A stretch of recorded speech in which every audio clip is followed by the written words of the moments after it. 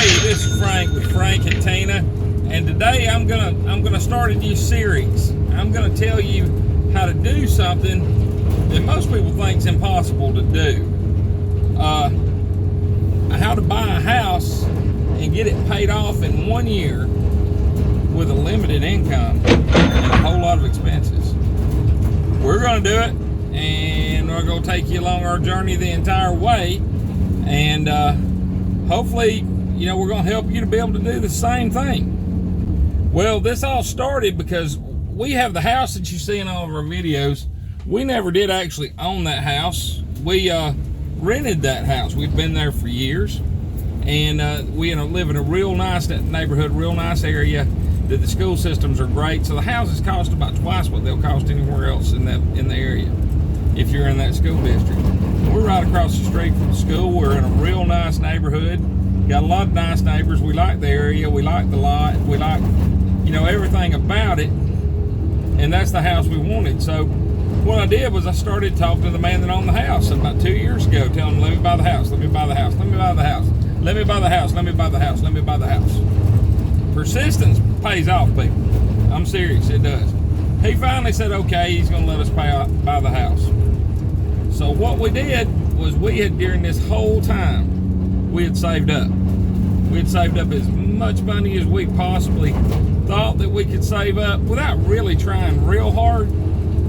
And we had saved up and saved up and saved up, and through different ways. And we give him a big down payment, which is about 25% of the house. And I signed an agreement with him that said, for no interest, that we will pay the rest of the balance off on that house in 1 year. If a lot of people think, well, man, you're crazy because you can't pay that off in 1 year. Yes, I can. Number one, we sure can. Number two, I'm going to show you how. And number three, let's just say it don't work, I'll go get a loan. I don't want to get a loan, but if it didn't work, that's what I would do. So that gives me a year to make improvements to where the house will be valued at more, and it'll I can borrow a lot more on it. But I'm not going to do that. I'm going to pay this house off in a year, and I'm going to tell you how I'm going to do it. And it's going to be through a series of these that we're going to tell you how we're going to do it. But I'm going to give you the basics right here of how it's going to be done. How you have to do to pay off a large something like that. First off, I'm going to tell you, I was inspired by a guy when I was about 20 years old. He was an electrician, worked with me. We just worked for a company. So all we did is work for a company. And he was about 25, 26. He was an electrician. And he had his house paid for. And he paid off his mom's house. And I watched him do it. I watched him pay the mom's house off. I didn't watch him pay his house off. He paid his house off by the time he was like 23 years old. Started out in helper pay, living with his mom.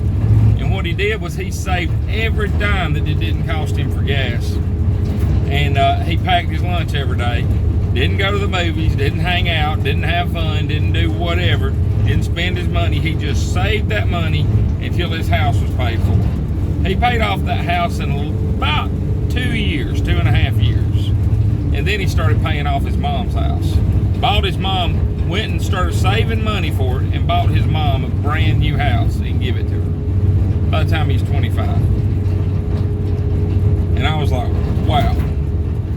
And I realized that, you know, hey, I could do this too.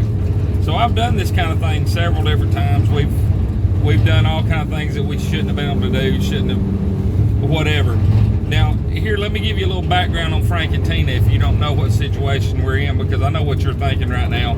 You're thinking you're not in the situation I am. You make a lot more money than me, and you don't have the expenses I have. It don't really matter how much you make. It don't really matter your expenses. That has very little to do with it.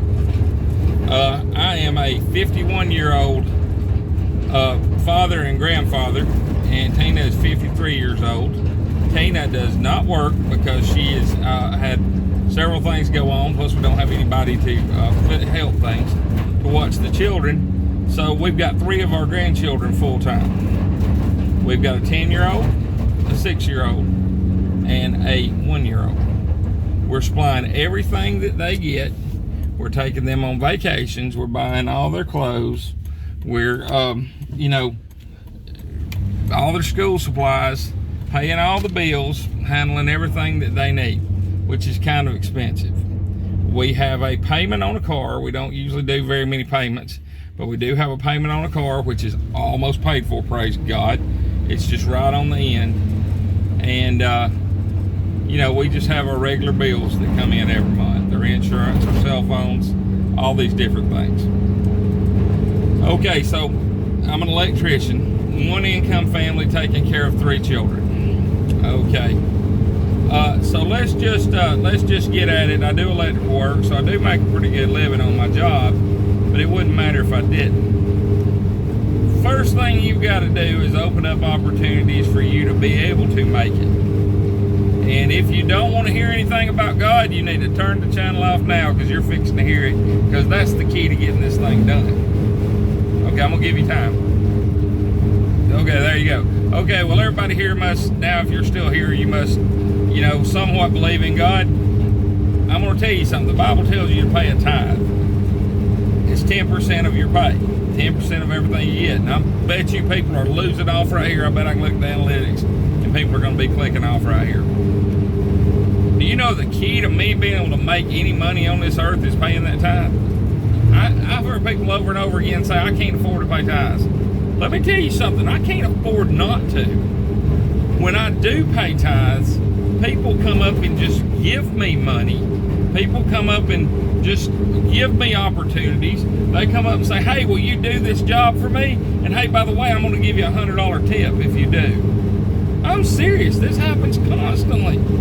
Every week that I pay the tithes, and some weeks, I'm not trying to brag and tell you what we've done, but some weeks we've paid upwards of $600 in tithes, and the next week he'd give us that money back on top of what we would have made. You can't outgive God. I am telling you people, I'm not wrong here. If you want to increase how much money you're making, start paying your tithes. The Bible says, will a man rob God? And then he says, then you turn around and rob me with my tithes and offerings. This is in Malachi. And it said, if you'll do this one thing, pay this tithe, I will pour you out a blessing that you cannot contain. The only time in the Bible I know of that he says, if you do this, I'll do this. That's pretty strong. Okay, have I always paid my tithes? No, I have not.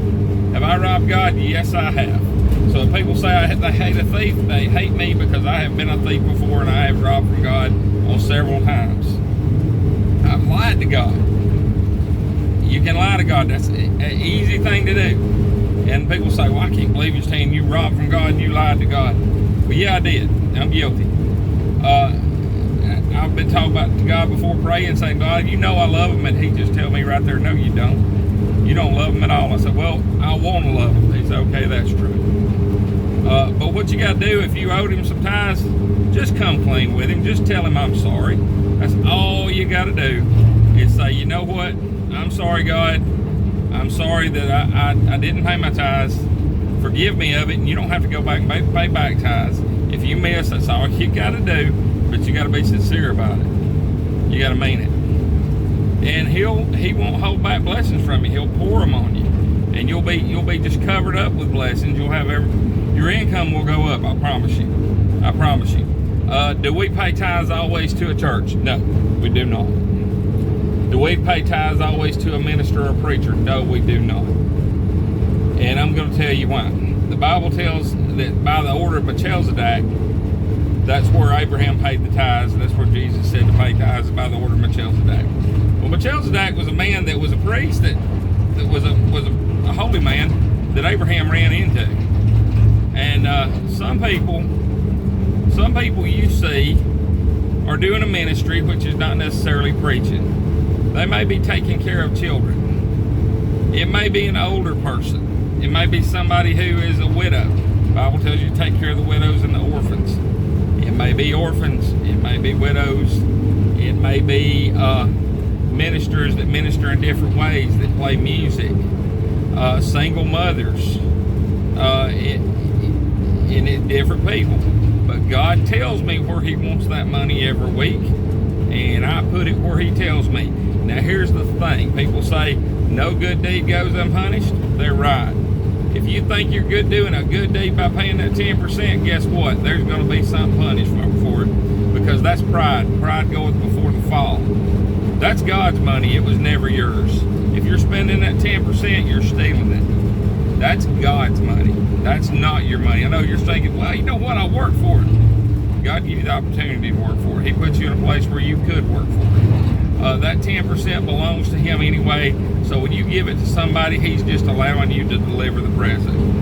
It's not you doing it. You ain't doing a good deed. It's reasonable service. View it like that, and you do it, and I guarantee you he's going to double your income in a short period of time. He does ours.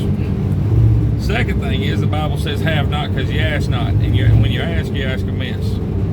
So what you got to do is you got to say, God, help me to do this. Give me the wisdom to do this. Show me what I don't know about what's going on. And he'll show you, and he'll give you the wisdom to be able to do it. Now, okay, I'm going to go on and I'm going to just sum it up in a little bit. I'm going to tell you some of the things we're going to do that's going to help us. That's the basics you got to have, is the God thing. But I'm going to give you some of the things that God's shown me to do to come up with the money. What we're going to do is we're going to, number one, we're going to increase our streams of income. Get as many streams of income as possible. Number two, we're going to decrease our bills. Do you really have to have cable TV? Would Netflix not do it? Do you really have to have that storage building that's full of all of that junk, or could you get rid of it and get rid of $100 a month payment? Man, that's a lot of money at the end of the year. It's $1,200 a year. At the end of that, if you're paying $200 a month for cable, that's $2,400 a year there. We just come up with $3,600. You cut your expenses, you raise your income. You got a car you're paying car payments on. If you can afford to get something that's a cash car, or you got an older car that's paid for, sell that one you're making payments on. If you're upside down on it, maybe you need to deal with that car before you can deal with the house. But you get that thing going, and then you'll be more ready to do it. But you got to get yourself in a position where you have more income and less expenses. The other thing is, don't wait till you buy the house to do everything. Start it today. Start working on it today, and you will be there. If you get the money, put it up and save it. Okay, this is what I'm doing. I had our form of income. I'm just going to give you a little bit, and then I'm going to get off here so we can don't make this video too long. But the streams of income that I have, number one stream of income is my job. Number two stream of income that we increased, we got YouTube. That's a little bit of income. Not much, but it's a little bit that's coming in. So, and I also took that YouTube income and I'm making it make me more money. So I started investing it into the stock market. All of the YouTube income. I'm an electrician, so I get copper. So I started scrapping metal, selling scrap metal. One reason I ain't been able to watch a whole lot of videos, I'm working my tail off all the time. I'm trying to get this house paid for. Another thing I'm coming, so there's one income stream is my job, two income stream is the stock market, three income stream is YouTube, fourth income stream is scrap metal, fifth income stream, I started selling things on eBay. Believe it or not, I've already had stuff be bought, I've already shipped it out, I've already got paid for it. I've got income coming in on it. Yard selling is a really good idea. I buy old guitars because I know the price of them, and I turn around and sell them. I made $5,000 off of doing that last year. I'm going to probably make somewhere around that off of doing that this year. We have a few more different ways that we're making money that I'm going to tell you how we're going to do it. And anyway, I'm going to show you how to do this, and this is going to be done. So first off, what you got to do, get things right with God. Start paying your tithe. Don't look at it like you're a big shot by doing it. Just do it. You're going to feel better. You're going to have more money. It's going to, I'm telling you, when I don't pay my tithe, motors blow up in cars. When I don't pay my tithe, transmission goes out. When I don't pay my tithe, all of a sudden I get sick and miss work. when I do pay my tithe, all of a sudden the neighbor comes up to me and says, hey, I've got a motorcycle here that I don't want. Do you want it? I'm like, how much you want for it? I just want it out of my way. Here, it's free. It don't run. I'll go out and put a spark plug in it. I'll sell it for $3 grand. I'm telling you, this happens constantly. Constantly. God drops money on my head when I pay my tithes. So anyway, you got to open up your avenue to be able to do it. But we're going to have this house paid for in a year. This is the first installment of this video series. Look for the rest of them. Anyway, y'all have a blessed day. Frank and Tina over and out.